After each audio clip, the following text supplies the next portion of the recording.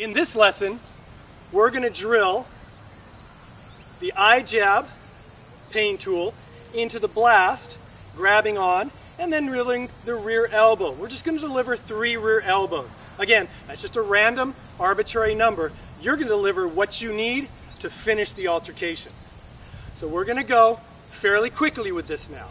Here we go. From this side, remember, I-jab, blast, grab on, and then there's the 1-2 motion. Just over and over and over. 3 times in this case. Here we go. Ready? Go.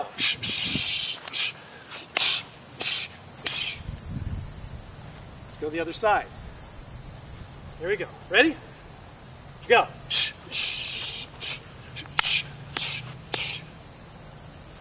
Again on this side.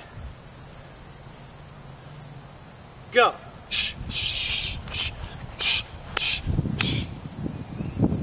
And one more time this side. Ready? Go.